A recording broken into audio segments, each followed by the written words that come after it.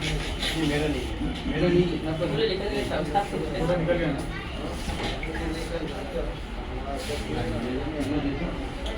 Mark बड़ा हुआ है जबान का उसको तो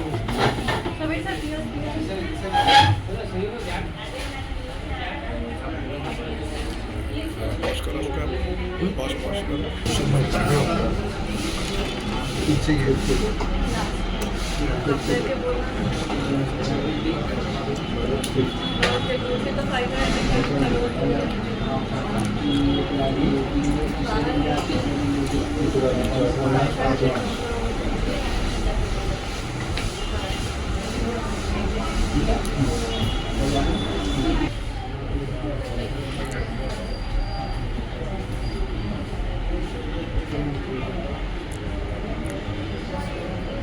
वबरकातुहू। मेरा नाम मोहम्मद सलीम अहमद चावला है।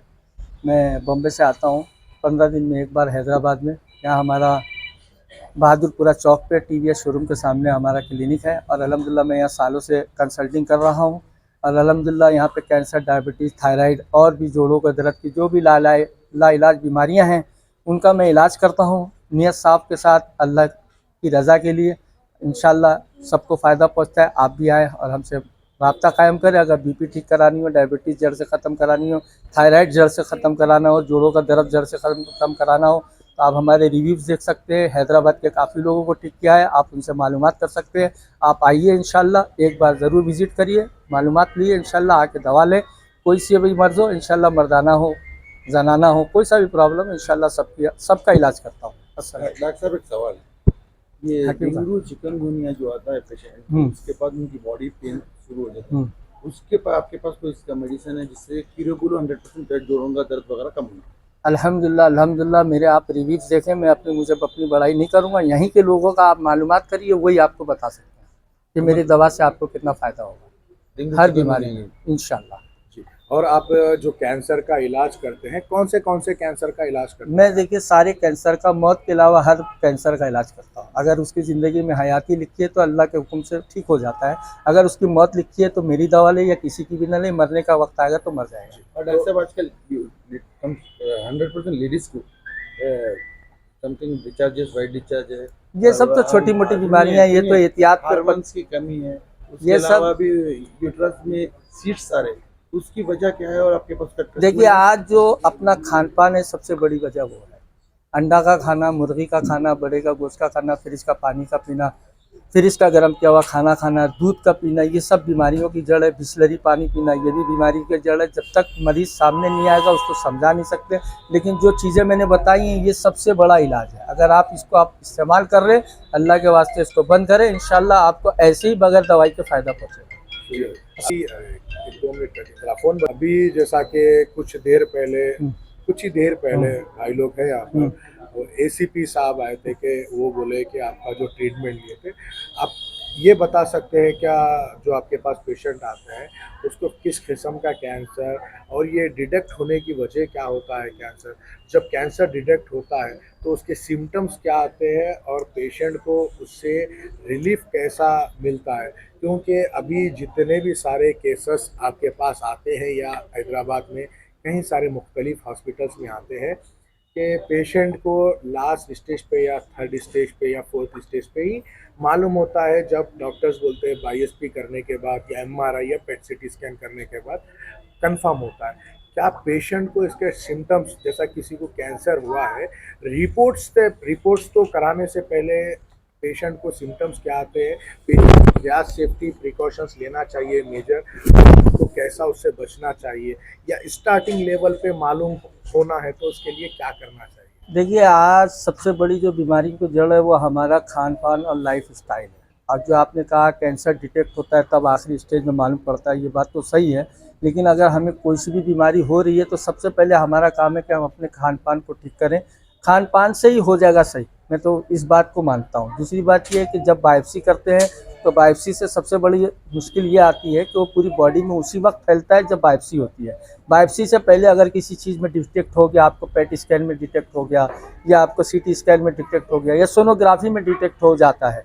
और नहीं तो सबसे अच्छा तो मेरा मानना तो ऐसा है कि ब्लड टेस्ट रिपोर्ट से ही डिटेक्ट होता है कैंसर है या कोई भी बीमारी है, पहले के MBBS के डॉक्टर थे, जो अच्छे डॉक्टर थे, वो खाली बोलते थे भाई जाके एक CBC करा लो, तुम्हारी क्या बीमारी है हम पकड़ लेंगे। आज डॉक्टरों ने कमाने के लिए अलग अलग अंदाज से PET scan, CT scan, biopsy ये सब करा रहे हैं। करोड़ों रुपए कमाने के ये लोगों के तरीके हैं। लेकिन खैर अल्लाह ताला जिसको बचाना चाहता है वो बच जाता है, जिसको नहीं बचाना चाहता वो नहीं बचता। आप एहतियात सबसे बड़ी खास चीज़ तौर पर आपके पास जो मरीज आते हैं हम देखते हैं, जैसा कि tongue cancer, mouth cancer, gall bladder cancer और लंग्स कैंसर, ब्रेन में tumour, different types of cancer. तो ये सब सारे चीज़ें। अभी आपके पास में टंग कैंसर के लिए क्या इलाज है? क्योंकि टंग कैंसर, जब टंग कैंसर डिटेक्ट हो जाता है किसी को, कार्सिनोमा, वो उसके बाद में उसका इलाज आपके पास क्या है और कितने दिन में? क्योंकि डॉक्टर्स का तो कहना ये रहता है कि टंग कैंसर होने के बाद, बायोप्सी होने के बाद कीमोथेरेपी देंगे, उसके बाद में सीधा सीधा ऑपरेशन। अब ऑपरेशन करेंगे तो 70% से भी ज़्यादा ज़बान कट कर देते हैं। उसके बाद में पेशेंट को खाने पीने के लिए, सब चीज़ के लिए तकलीफ होती है। क्या आपके पास में टंग कैंसर का ट्रीटमेंट क्या है आपके पास, जो without operation, without any chemo लिए हुआ है? देखिए, मैं कोई सी भी बीमारी मेरे पास आए, भले वो BP की आए, डायबिटीज़ की आए, थायराइड का है, जॉइंट पेन्स की आए, किडनी स्टोन की आए, गोल ब्लैडर स्टोन की आए या कैंसर किया है, मैं लोगों को सिर्फ एक ही बात कहता हूँ, देखो भाई शिफा देने वाली ज़ात अल्लाह की है। आप मुझसे सिर्फ 15 दिन का ट्रीटमेंट लो, आपको रिजल्ट मिलता है तो आप दोबारा आओ, नहीं मिलता है तो भाई आप मेरे हाथ में शिफा अगर लिखी होगी तो आपको 15 दिन में ही फ़र्क पड़ जाएगा, पहली बात। दूसरी बात ये जो टंग कैंसर का मसला है, इसमें सबसे बड़ा मसला ये है बायोप्सी। अगर बायोप्सी किए बगैर कोई सी भी अगर उसके मुंह में तकलीफ है, छाले हो गए हो या ज़बान काटने जैसा डर लग रहा हो, तो मैं कहता हूँ बगैर बायोप्सी के आ जाए वो ठीक हो सकता है, 100% ठीक हो सकता है। अगर बगैर बायोप्सी के आएगा तो, अगर बायोप्सी करा ली तो फैल गया, फैलने के बाद में वो एक जगह की जगह 10 जगह पहुँच जाता है, फिर उसको कंट्रोल करना नामुमकिन बन जाता है। और इसमें इलाज के अंदर में मैं कहता हूँ जो भी कैंसर के पेशेंट्स हैं उनसे मेरी एक रिक्वेस्ट है, देखिए आप इलाज जहाँ भी कराएं, अल्लाह आपको शिफा दे, मैं दुआ करूँगा दिल से, लेकिन आप बराए मेहरबानी कभी भी रेडिएशन ना लें। अगर आपने रेडिएशन ले लिया तो आपको फिर कोई दवा काम नहीं करेगी। आप कीमो लें, बेशक लें, उसमें भी फ़ायदा होता है, लेकिन हर एक का अलग इलाज करने का तरीका अलग है। हमारा भाई यूनानी है, हमने बाप दादाओं से सीखा है और हम यूनानी में ही ट्रीटमेंट करते हैं, तो हमारी दवा का तो साइड इफ़ेक्ट नहीं है। लेकिन आप इंग्लिश दवा ले या कोई सी भी दवा लेते हैं तो उसका साइड इफ़ेक्ट 101% होना है। जी, मैं आखिरी लास्ट सवाल ये है कि आपसे, आप जैसा बोल रहे हैं कि कीमो, रेडिएशन ना ले, और अब एलोपैथिक में जब पेशेंट जाता है विदाउट एनी बायोप्सी, बगैर बायोप्सी के, बगैर कीमो, बगैर रेडिएशन के, उन लोग कोई ट्रीटमेंट नहीं करते। क्या आप वो पेशेंट को कैसा पहचानते हैं कि इसको कैंसर डिटेक्ट हुआ है? देखिए, ऐसा है कि हमारी पढ़ाई के अंदर में कैंसर नाम की कोई बीमारी नहीं है। हमारी पढ़ाई के अंदर में नासूर नाम की बीमारी है, जो नासूर हो जाता है, अल्हम्दुलिल्लाह उसका इलाज है, कोई बड़ी बात नहीं है। पहले भी कैंसर था, आज से 50 साल, 100 साल, 200 साल, 500 साल भी कैंसर था, ऐसा नहीं है, नासूर के नाम से था। लेकिन अब जैसे जैसे तरक्की होती जा रही है, लोग उसके ऊपर एक्सपेरिमेंट करते हैं, दवा नहीं देते, एक्सपेरिमेंट करते हैं। जब तक उसका आखिरी स्टेज तक नहीं पहुंचाते तब तक तो दवाई नहीं चालू करते। अगर वो डॉक्टर स्टार्टिंग में उसको अगर कंट्रोल करने की दवा लिख दे तो मैं कहता हूँ उसको कैंसर होने की नौबत ही नहीं आए।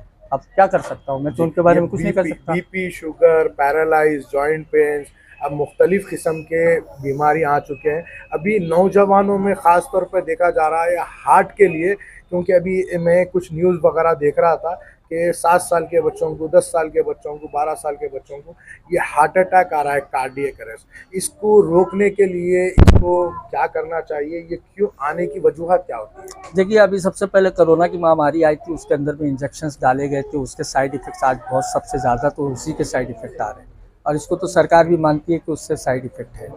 हम तो आपको अभी एक ही एहतियात दे सकते हैं कि भाई आप अंडा ना खाओ, मुर्गी ना खाओ, बड़े का गोश्त नहीं खाओ, फिर इसका पानी नहीं पियो, फिर इसका गर्म किया हुआ खाना नहीं खाओ, दूध न पियो। आपको इन सब चीज़ों में ताकत लगती है, अगर आप रिसर्च करें, गूगल पे जाके सर्च कर लें, इन तमाम चीज़ों से नुकसान पहुँचता है। अब बिस्लरी का पानी खासकर ना पिए, बिस्लरी के पानी से भी कैंसर होता है। जिसको जो होना है वो तो होकर रहेगा। अब जिसके नसीब में शिफा है वो मेरे पास आ जाएगा, जिसके नसीब में शिफा नहीं है वो घूमता रहेगा। अस्सलाम वालेकुम। हकीम सलीम अहमद चावला साहब, जो मशहूर है इंडिया में बोल के नहीं, इंटरनेशनल लोगों में भी मशहूर है, वहाँ पर के भी पेशेंट्स के वो इलाज करते हैं।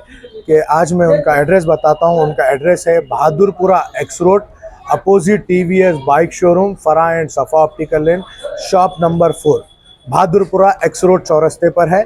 5,64,000 पिन कोड है। आप इनसे रब्ता करने के लिए आप इन नंबरात पर कांटेक्ट कर सकते हैं। पहला नंबर नोट कर ले आप 9866377645। आई रिपीट 9866377645 पहला नंबर। दूसरा नंबर यह है कि 8500905770 ये दूसरा नंबर है। और तीसरा नंबर 8500905770 और एक नंबर 9505744770। हकीम साहब 15 दिन में एक बार हैदराबाद आते हैं, पेशेंट्स को देखते हैं और पेशेंट की सारी जानकारी लेते हैं। कुछ इमीडिएटली कुछ इमरजेंसी प्रॉब्लम भी रहा, इमीडिएटली वो रिस्पॉन्ड भी करते हैं, पेशेंट से बात भी करते हैं या ऑन कॉल भी बात करते हैं। और ज़्यादातर पेशेंट्स तो आकर विजिट करते हैं, फिजिकल भी चेक करते हैं। आप इन नंबरात पर भी कांटेक्ट कर सकते हैं।